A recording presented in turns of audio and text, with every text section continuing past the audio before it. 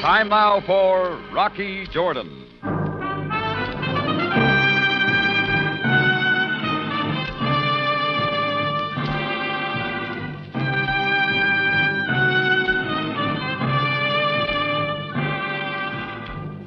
Not far from the Mosque Sultan Hassan in Cairo stands the Cafe Tambourine, run by Rocky Jordan. The Cafe Tambourine, crowded with forgotten men, alive with the babble of many languages. For this is Cairo, where modern adventure and intrigue unfold against a backdrop of antiquity. Tonight's story, Journey to Nashier.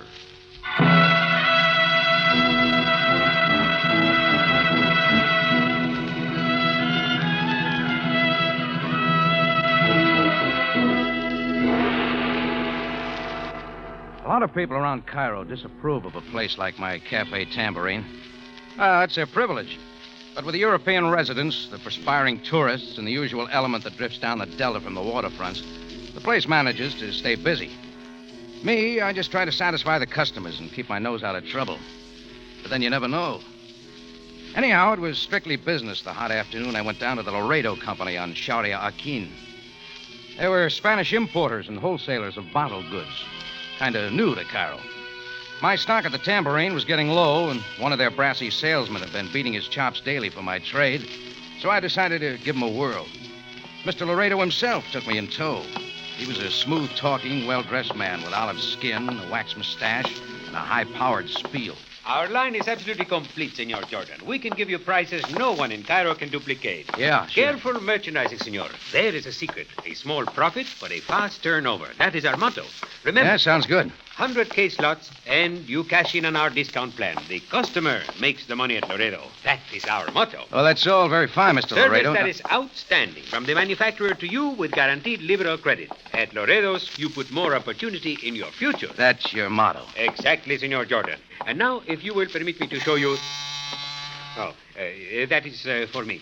The telephone, possibly. If you will... Take your time. Just have a chair. Excuse me, senor. I will be right back.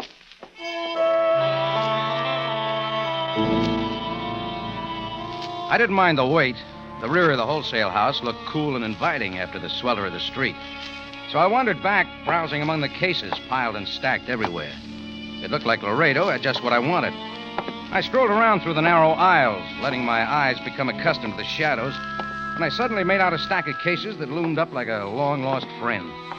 It was a mineral water from my favorite spa in South America. I hadn't seen any in years. I pulled a bottle out, found a nail to get it open, and proceeded to sample it. Just as I raised the bottle to my lips, Laredo showed, and he came charging down the aisle like a bull seeing red. Senor Jordan, no. That is not for sale, senor. Do not drink it. It was too late. I spit most of it out, but swallowed enough to take the roof off the top of my head. For a moment, I was stunned. Then I was confused, and it seemed like 1,000 little flames began to lick my inside. When I fell back against the cases, I was suddenly aware that Laredo was standing rigid, kind of dumb and sad expression on his face. Que lástima. Don't stand there. I tried to warn you, senor. Give me some water, you stupid fool. Hurry up. I am afraid, Senor Jordan, there is nothing I can do now. I tried to scream at him, but didn't quite make it. I doubled up in pain, and the next thing I knew, I was groveling at Laredo's feet. It got dark then, and the rest was like a nightmare. First, I was tossed in the sea, and again by a howling wind. There were times when I was conscious of a strange odor. It was overpowering and hung like a dead weight. Then the sea and the wind and the odor got all mixed up, spinning me off into nowhere.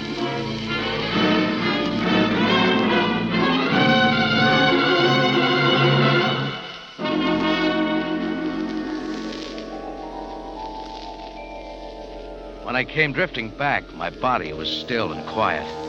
My eyes opened and there was more spinning. Not me this time, but a little ceiling fan making like a sunbeam mixmaster. Only it didn't help any. I was in a small room, flat on my back. Here and there was sprinkled some white enamel. And there was another smell, like a hospital. I pulled my eyes to the window, and all I could see was sand. I went back to sleep for a while, and when I woke up again, the same burning was in my throat, and my lips were parched and dry. There was more white. Some of it moved. I looked up to see a spare, mild-eyed man staring down over his beard at me. There, now, you're coming around. You'll be all right now. Will I? I am Dr. Cooper. Oh, Jordan's my name. Well, maybe you know. Now, just relax. We will talk later. Where's Laredo? No, I wouldn't sit up. Not yet. Where is he? Here. Here, drink this. There. That's better, is it not? Yeah, thanks. You haven't answered me. Oh, Mr. Jordan, why can't people like you and I learn the ways of the Oriental? What does that mean? Resignation at times such as this. You have been through an ordeal. Your mind should be at peace. But then I have tried too. Tell me about Laredo. I'm sorry I never heard of him. And what's this? How'd I get in this place? Not much of a hospital, I admit. But the best we have is a tiny outpost like Nashier. Nashier? Please lie back, Mr. Jordan. I was in Cairo only a few minutes ago. We are 50 miles from Cairo. But then your mind will clear. The heat and the sand does such things, you know. How'd I get here? Why is anyone here? I was a good doctor till a slip of the scalpel, and then... That's all very interesting. Now, what about me? A camel driver named Pandit brought you in 18 hours ago. Where is he? He's outside, but there is no hurry. I want to see that guy. Get him in here. Very well. If you insist. Pandit, you may come in. You feeling better, yes, sir? Haven't made up my mind yet. You are indebted to Pandit. He found you in the desert. Yes, sir. Half covered by the sand. Your pockets were empty. Nothing to tell who you are. I don't get it. Very strange, sir. Beyond where I found you, there is not water for many kilometers. A few more hours and you would have died. Yeah. Doc, was I poisoned or what? Poisoned? That's very doubtful. You must have wandered about without eating for days. Oh, you're all wrong. Oh, you were dry as a bone. A stomach pump couldn't have been more thorough. Well, maybe I am losing my mind. What do you make of it, Doc? I'm only a doctor, Mr. Jordan. Problems beyond that are only confusing. Perhaps that's why I'm out here, at such a place. It was only a small mistake. Listen, I was in a wholesale house in Cairo. I sampled some mineral water, and the next thing I know, I've been dehydrated and left in the desert to die. Very strange, sir. What went on in between? You're tired. You need rest. It wasn't mineral water, that's a cinch. I wouldn't know. That's what gets me. If they left me out here to die, why did they take such pains to make sure no trace of that firewater was inside of me? Very strange, sir. Yes, strange. So many things about you, Mr. Jordan. Yeah, what else? How is it that you have never had your tonsils out? I talked the doc out of a tonsillectomy and talked Pandit into loading me on a camel and getting me to the road along the Nile that led back to Cairo. And by one way or another, I was finally back in the city late that night and unlocking the door to my tambourine. I made it up to my quarters and fell across the bed and was asleep without undressing. Next I knew, it was morning. I was awakened by somebody moving around below, so I went down. It was Chris, my bartender. Rocky, you old son of a gun. Hi, Chris. Thanks for opening up. Where you been? We've been looking all over for you. You can relax. Hey, you know, Rocky, you look bad. Everything all right? Oh, just a little dehydrated. I made up some coffee. Oh, that'll help. Thanks. Last I knew, you went over to the Laredo Company. What happened after that? Mr. Laredo can tell you better than I can. We called there last night, but no answer. I don't get it, Rocky. I'll tell you about it. Sure. Now, here's some canned milk. No, I think I'll take it black. Captain Sabaaya's been looking for you, Rocky. Yeah, what about?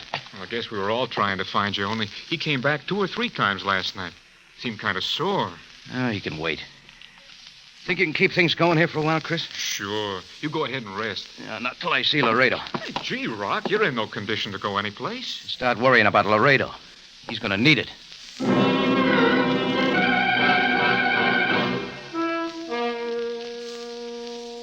I grabbed a taxi a couple of blocks down, and 20 minutes later, I was at the Laredo Company.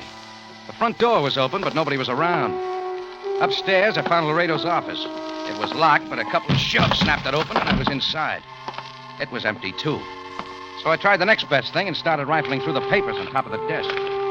There were some names on an appointment pad. I was looking them over when footsteps behind wheeled me around. A girl was standing in the doorway.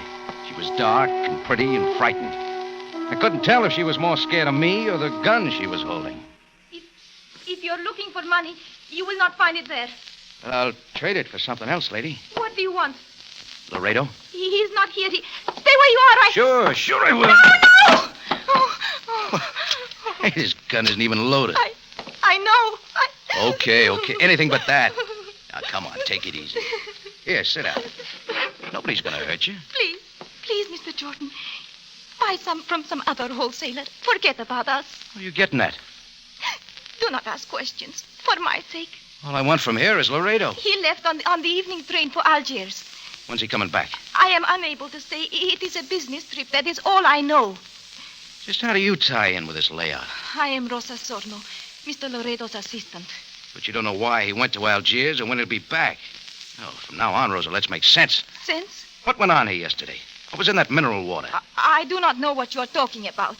Only you're plenty scared about something, and you come in here with a gun. You were searching through my desk. I did not know who you were. Oh, cut it, Rosie. You already called me by name. Oh, Now, quit stalling.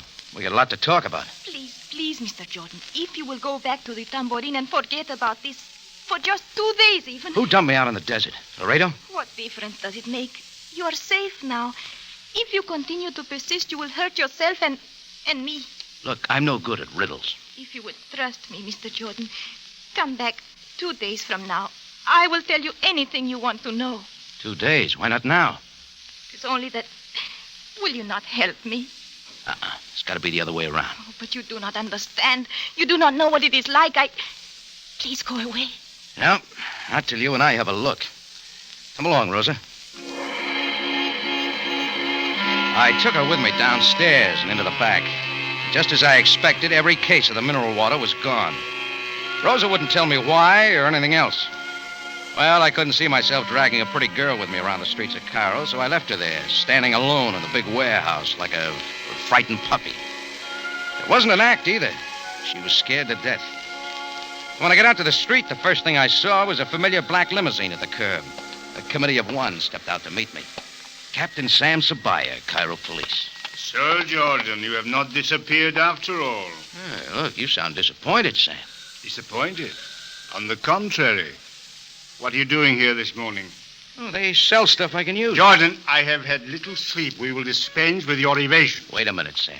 Being in your missing persons file wasn't my idea. I'm just as sorry as you are. Your bartender, Chris, informed me of your disappearance early yesterday. But since then, my interest has become much more complicated.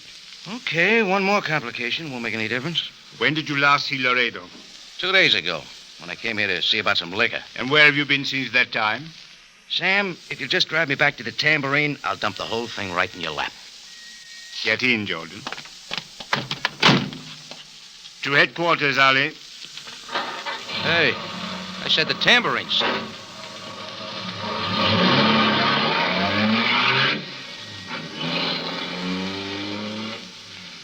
Proceed now, Jordan. What do you wish to tell me? Well, like I told you, I went to see Laredo about some liquor. I sampled some mineral water there, only it wasn't mineral water. Before Laredo could stop me, I drank some of it. The water knocked you out? Oh, don't bother to turn around. The stuff's gone now. All 100 cases. Naturally. Proceed, Jordan. The next thing I knew, I woke up yesterday afternoon in a hospital in Nashier with an empty stomach and a lot of sunburn. A camel driver picked me up out of the desert. Picture. Is that all? If you don't believe me, check with Dr. Cooper at Nashier. I intend to. While you're about it, you might talk to... Rosa Sarno? I've talked with her at great length. She tell you Laredo left for Algiers? She did. Jordan, is it possible you are trying to protect her? From what, Sam? The only thing I want to do is get my hands on Laredo. I fear that will not be possible. Oh, why? Laredo has been murdered. Stabbed and thrown beneath the wheels of an oncoming train.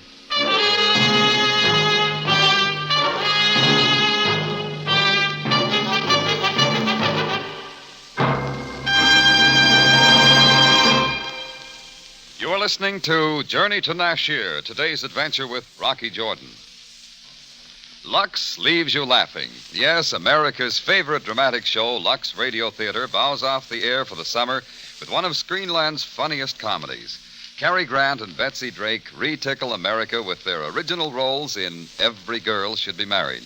Don't miss this fine screen comedy adapted for radio. You have a date with fun this Monday, tomorrow night at 6 over CBS.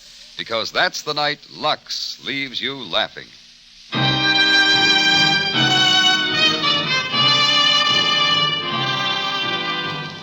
Now we return you to Cairo and tonight's adventure with Rocky Jordan, Journey to Nashier.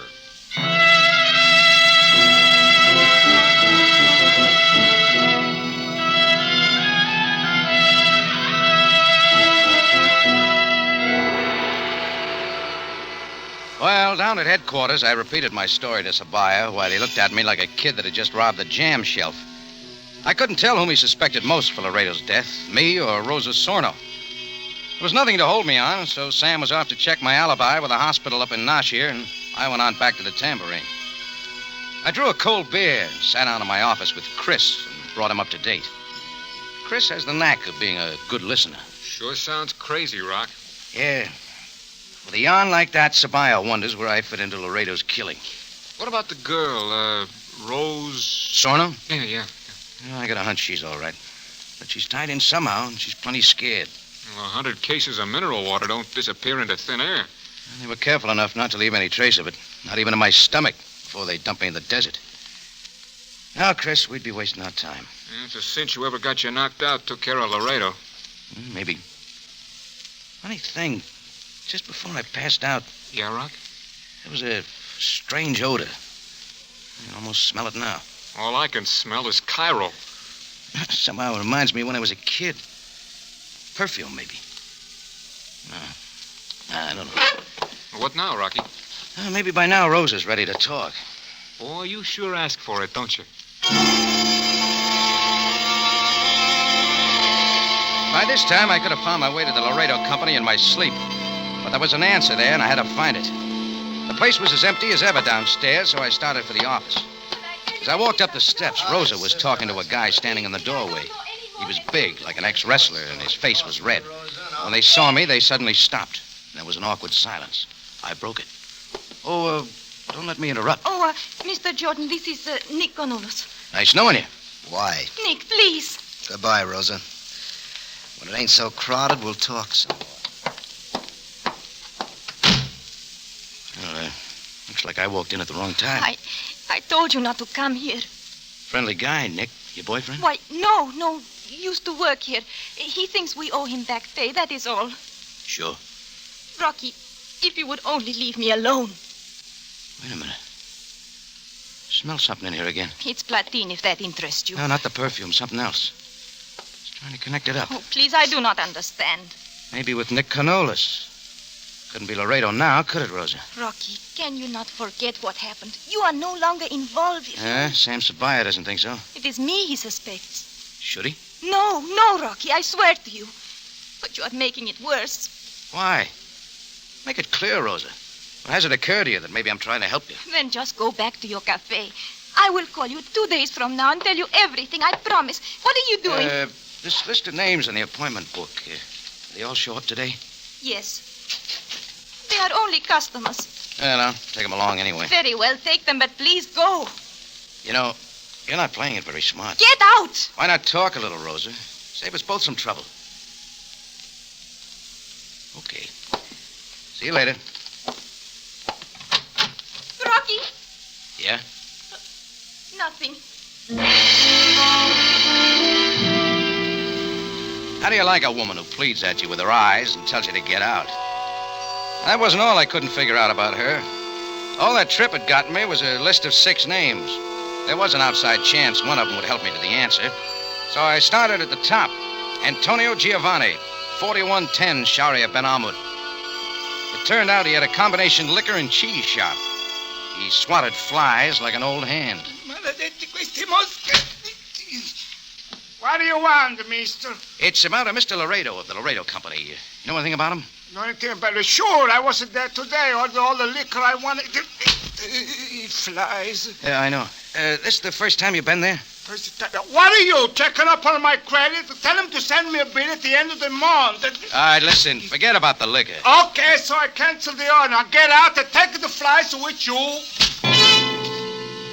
Well, I scratched off the top name and went for the next. The name Aben Woodit that led to a sort of tourist catch-all counter in the Muski Bazaar.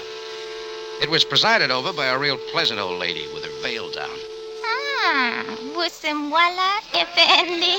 Sell me some information, lady. Inglesi. Mitza el Caid. Yeah, sure. Look, it's about a Mr. Laredo. What's he selling you? Laredo? Assalamu alaikum? Yes? Oh, I can tell we see eye to eye. Yes. Andi dukan? Andi nibi? Inta fahimi? Yes?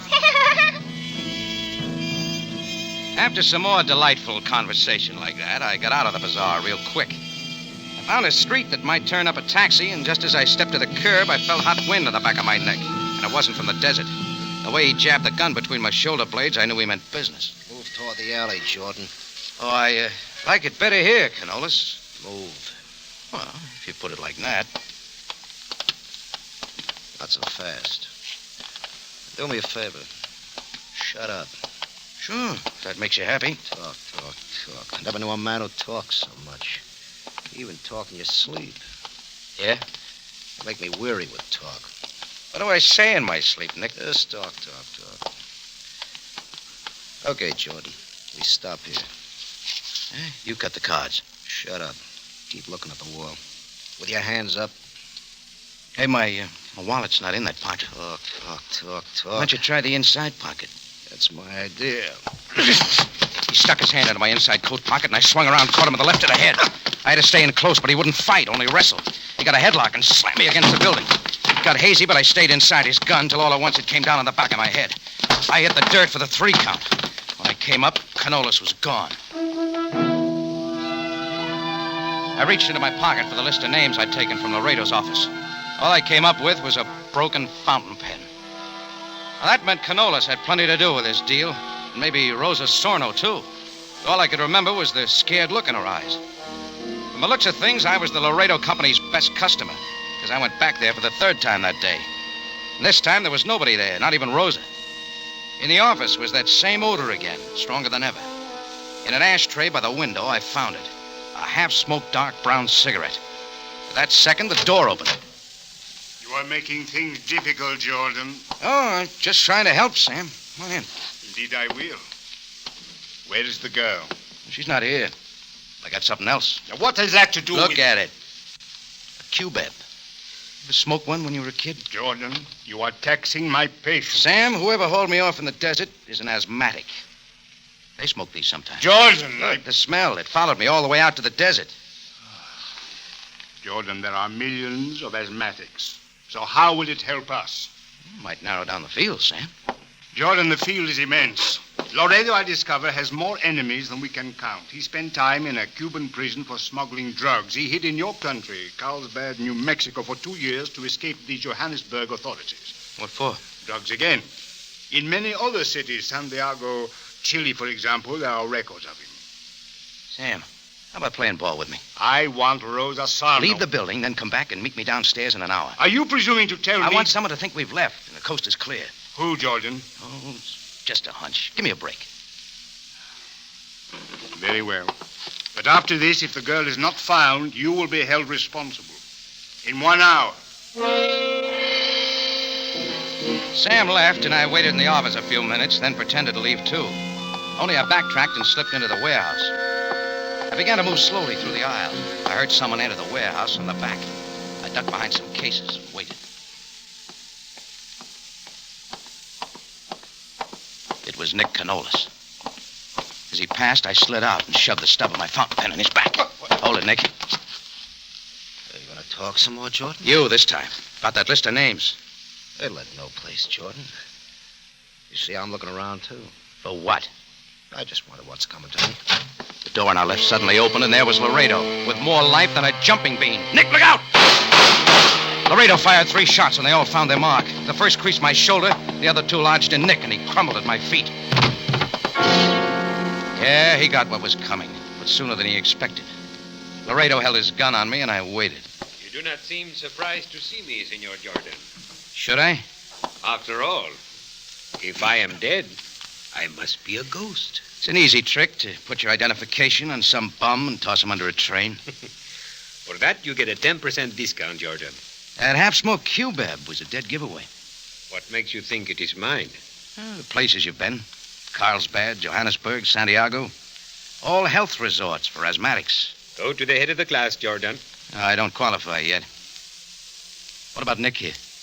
He was a good partner until he wanted too much money, and then I had to discard him. Careful merchandising, we call it. Yeah, I got another name for it. You would have been a good salesman, Jordan. Selling mineral water? It boosted my sales tremendously. All year-round stock. That is my motto. Now, kindly step into that room. You shall meet a friend of yours. Yeah. Hello, Rosa. Rocky, I wanted to tell you I did not like being kept here, Jordan. But now that you have come... Don't look at me like that, Rocky. I couldn't even warn I you. can think of a couple of times. Loredo was in the next room. He was there all the time. He would have killed us both. That explains a few things. How about the rest? When Mr. Loredo asked me to invest in a wholesale business in Cairo, it looked like a good venture. I didn't know what he was really doing until it was too late. Quite right. And now I'll leave you and Rosa to explain Nick. Well, that won't be hard. Do not be so certain. After all, I could not have killed him. I am dead, remember? All the time I was looking around the room. There were no windows. The light came from a naked bulb hanging at the end of a long cord by a stack of cases that rose above it. I took a deep breath, grabbed Rosa, and threw myself at the cases with everything I had. Jordan! It worked. The light went out, and I pulled Rosa down, my hand tightly over her mouth. She got the idea and stayed quiet. It was pitch dark now. I waited and listened. Laredo was doing the same. It was cat and mouse, only Laredo had the gun. So the move was up to me. And I got an idea. There was a lot of dust in the air from the overturned cases and a lot more on the floor. I began to blow it into the air, slowly and methodically. In a few minutes, it began to play havoc with Laredo's asthma. I moved quickly and quietly. I knew where he was now. A couple of more steps, and then I dove. I landed right on top of him. We rolled over and over, and then I lost him again. All of a sudden, a light flashed across the room from the open door. Ricky, he's getting away! Keep back, Rosa! Someone was blasting away in the next room. All of a sudden, it got quiet. Rosa and I waited to be sure it was safe. Then I got her to her feet, and we hurried out into the warehouse. It was Sabaaya. He was standing over Laredo with a puzzled look on his face. He gave me no choice. He started to shoot as soon as he saw me. Well, I'll bring you up to date, Sam. Over there, Nick Canolis. At your feet, Laredo. Laredo? Is he right, Miss Sorno? Yes, but I... You see, Sam, Laredo had a sweet racket. Even Rosa didn't know the score till it was too late. The score, Jordan? Dissolving illicit drugs and sneaking them into the country as mineral water. I don't know just how it worked. If you evaporate the contents of the bottle, the drugs remain at the bottom. Well, that should teach you, Jordan, not to sample everything you wish to buy. Oh, on the contrary, Sam. It's a must. Careful merchandising. That is my motto.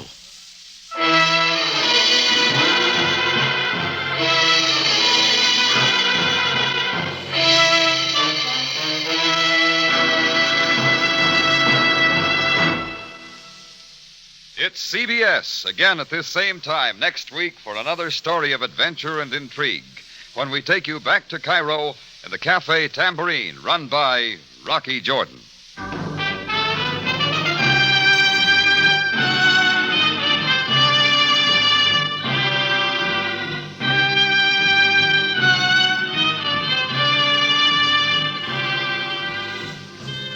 Rocky Jordan, starring Jack Moyles in the title role, is produced and directed by Cliff Howell, with original music by Richard Arant. Tonight's story was by Bernard Gerard, edited by Larry Roman and Gomer Cool. This is Larry Thor speaking.